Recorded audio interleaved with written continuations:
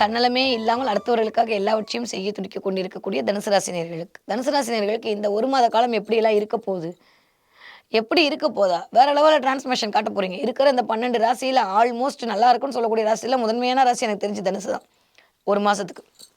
அதுக்கப்புறம் ராசிநாதன் 8ஆம் இடத்தில் மறையும் போது பார்த்துக்கொள்வோம். இப்போதைக்கு ராசிநாதன் 7ல் உட்காந்து ஸ்வயங்கன்னு உங்களை தான் பார்ப்பேன் அடம் பிடிச்சி பார்க்குறாரு.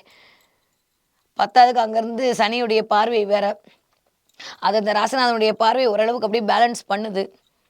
ஸோ தனுசு ராசிக்காரர்களை பொறுத்த வரைக்கும் இந்த தடவை வீட்டில் கொண்டாட்டங்கள் அதிகரிக்கும், குதூகலங்கள் அதிகரிக்கும், நிறைய செலவுகள் மேற்கொள்ளப்படுங்க. 4ஆம் இடத்தை சொல்லக்கூடிய அர்த்தாஷ்டம சனி நிகழ்ந்து கொண்டிருக்கிறது. அதோடு சேர்ந்து இத்தனை கிரகங்கள் 9ஆம் வீட்டு அதிபதியும் போய் அங்கே உட்காந்துருக்காரு, 10க்கு 5ஆம் வீட்டு அதிபதியும் அங்கே உட்காந்துருக்காரு. ஸோ மகிழ்ச்சி, சந்தோஷம், உல்லாசம், களிப்பு, சிந்தனை, ஆக்கம், குழந்தை இதெல்லாம் இந்த 5ஆம் இடம் தான். ஸோ இந்த வீட்டு அதிபதி போய் உட்காந்துருக்கிறது. அதுக்கப்புறம் அவர் ஏப்ரல் மாதம் உச்சமடைகிறது. ஸோ ஏப்ரல் மாதம் ஃபுல்லாக கொண்டாட்ட மாதம் தான் இந்த தடவை எனக்கு தெரிஞ்ச தனுசு ராசிக்காரர்களுக்கு. என் பிள்ளைக்கு காது குத்தி, என் பிள்ளைக்கு மொட்டை அடிக்கிறது, இல்லை இது வரைக்கும் இல்லாமல் குழந்தை பிறப்பு நடக்கிறது, குழந்தைக்கு சந்தோஷமாக இருக்கிறது, இல்லை தெய்வ அனுகூலம் கிடைக்கிறது, குலதெய்வம் கோயிலுக்கு போயிட்டு வர்றது, அதன் மூலமாக ஒரு சந்தோஷத்தை எல்லாம் 5ஆம் இடம் என்னெல்லாம் செய்யுமோ அதெல்லாம் இந்த தடவை நடக்க போகுது.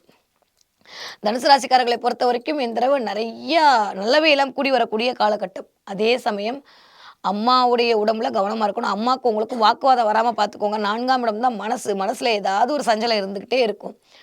கொஞ்சம் பண ரீதியான செலவுகள் எட்டி பார்க்கும். அப்பாவுடைய உடலில் ஆரோக்கியத்தில் கவனம் தேவைப்படக்கூடிய மாதம்.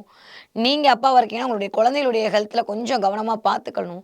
அப்பாவை ஏற்று பேசுறது, அம்மாவை ஏற்று பேசலாம் தயவு செஞ்சு விட்டுடுங்க. ஏன்னா இந்த தடவை கொஞ்சம் அப்படி உங்களை பேச வைப்பார் செவ்வாய் போய் அங்கே அமர்ந்து.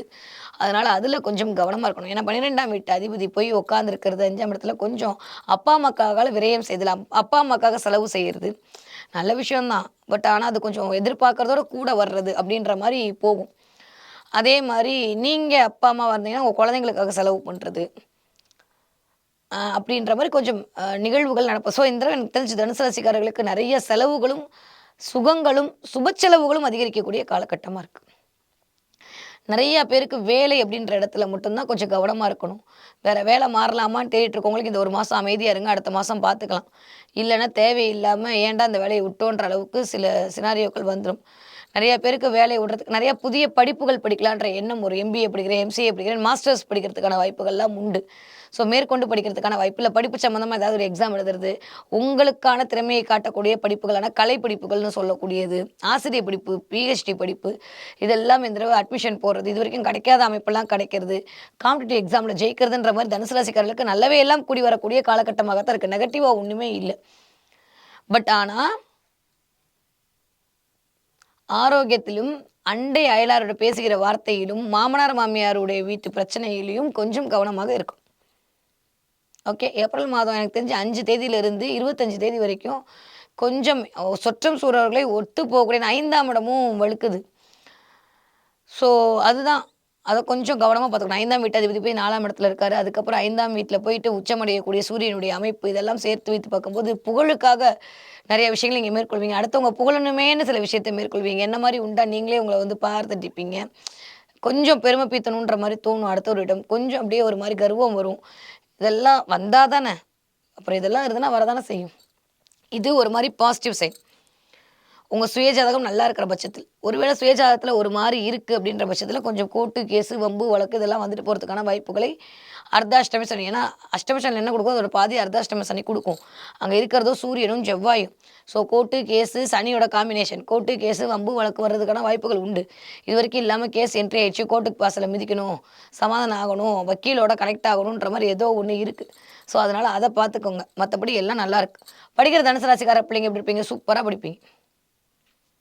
2ஆம் வீட்டு அதிபதி தான் போய் ஒரு நாளில் உட்காந்துருக்காரா. ஸோ அதனால் நல்லா படிக்கிறதுலாம் ஒன்றும் பிரச்சனை இல்லை.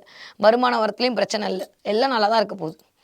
20 வயதுலேருந்து 40 வயது இருக்கக்கூடிய தனுசு ராசிக்காரர்களுக்கு அப்படியே ஒரு தலைமை பண்பு அதிகரிக்கும். ஜெயிஷ்ட மாறா ஜெயிஷ்ட அப்படி நீங்கள் சொல்லக்கூடிய அமைப்பெல்லாம் இந்த தடவை வரும். நிறையா கல்யாணம் ஆன ஆட்களாக இருந்திருக்கலாம், வீட்டில் ஏதோ ஒரு கொண்டாட்டங்கள் நடக்க போகிறது, குதூகலங்கள் நடக்க போகுது. பிள்ளைகள் மூலமாக பெருமை இல்லை. ஒன்றா குழந்தை பிறக்க போகுது, இல்லை குழந்தை கன்சீவ் ஆக போகிறீங்க, குழந்தைக்காக ஏகிட்டு இருந்தால் அதுக்கான வாய்ப்புகள் கிடைக்க போகுது, இல்லை குழந்தைங்களுக்கு மொட்டை எடுக்க போகிறீங்க, குழந்தைக்கு பர்த்டே கொண்டாட போகிறீங்க, ஏதோ ஒன்று, இல்லை உங்களோட வெட்டிங் டே சிறப்பாக கொண்டாட போகிறீங்க, அம்மா அப்பாவுக்கு வெட்டிங் டே பண்ண போகிறீங்க, ஏதோ ஒன்று இந்த தடவை கொண்டாட்டத்தோட கழிய போகுது. ரொம்ப நல்லாயிருக்கு. ஓகே, நிறைய கம்யூனிகேஷனில் மட்டும் கவனமாக இருக்கணும். ஏன்னா ராகு அப்படின்றவர் பிரம்மாண்டமாக அப்படியே பேச வச்சு, பிரம்மாண்டமாக யோசிக்க வச்சு, போனால் எமர்ஜென்சி போயிட்டு தான் வச்சா இந்த மாதிரி மண்டபம் தானே வச்சு அதில் கொஞ்சம் பணத்தை தீட்டிடுவார். கவனமாக இருக்கணும். ஓகே. அதே மாதிரி 7ஆம் வீட்டு அதிபதி கொஞ்சம் நீச்சத்தன்மையில் இருக்கிறனால, வலுக்குறைவாக இருக்கிறதுனால, நம்ம ஒன்று சொன்னால் எய்த்தாப்பில் இருக்கவங்க ஒன்று புரிஞ்சுக்கிறது, எய்த்தாப்பில் இருக்க ஒன்று சொன்னால் நம்ம ஒன்று புரிஞ்சுக்கிறது, அந்த மாதிரி கொஞ்சம் ஸ்பௌஸுக்கும் நமக்கும் இடையே ஒரு மாதிரி கொஞ்சம் ஒரு மிஸ் அண்டர்ஸ்டாண்டிங் வந்துட்டு போகிறது வாய்ப்பு இருக்குது. அதை பார்த்து பக்குவமாக ஹேண்டில் பண்ணிக்கங்க. 40 வயதுலேருந்து 60 வயது இருக்கக்கூடிய தனுசு ராசிக்காரர்களுக்கு தயவு செஞ்சு காசிப் பேசாதீங்க. யாரை பற்றியும் பேசாதீங்க. உங்களை பற்றி பேச அலோவ் பண்ணாதீங்க. நான் 3 மாதமாக சொல்லிட்டு இருக்கேன், இப்பயும் சொல்கிறேன். ஸோ யாரை பற்றியும் பேசாமல் இருக்கிற தனுசு ராசிக்காரர்களுக்கு மிகச்சரியான யோகத்தை கொண்டு வந்து சேர்க்கும்.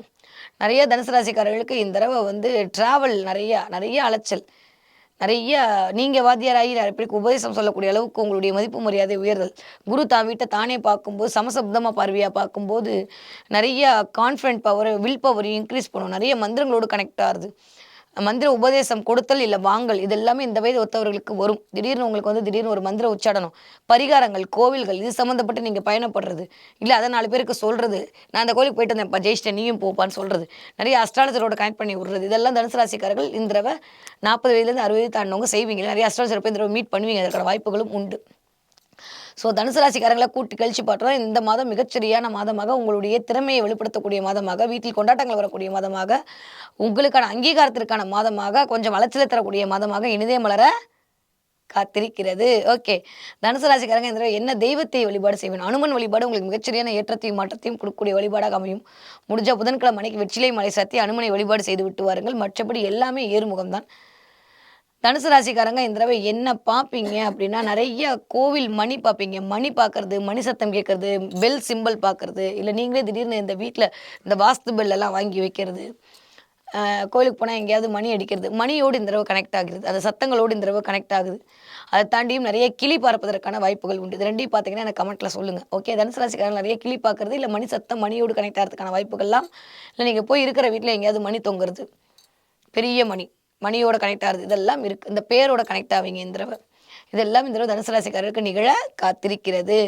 ஸோ இந்த ஏப்ரல் மாதம் தனுசு ராசிக்காரர்களுக்கு எக்கச்சக்கமான நன்மைகளை வந்து குவியக்கூடிய மாதமாகத்தான் இனிதே மலர போகிறது.